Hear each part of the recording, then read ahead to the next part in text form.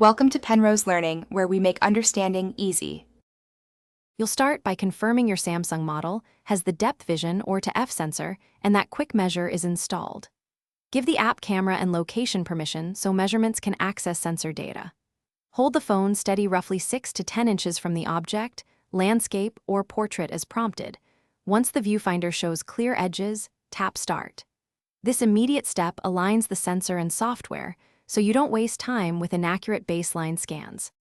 Now you'll capture the measurement. Frame the entire object and keep a contrasting background to help the sensor detect edges. Tap the screen to place start and end points for a line measurement or trace the outline for area.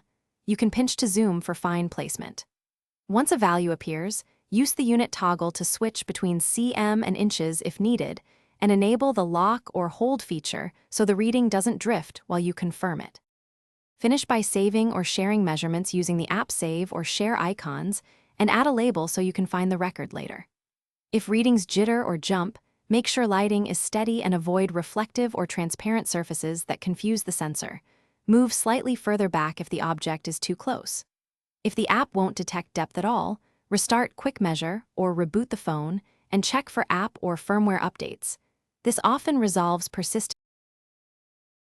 Thanks for watching. If this was helpful, leave a like and consider subscribing. See you next time.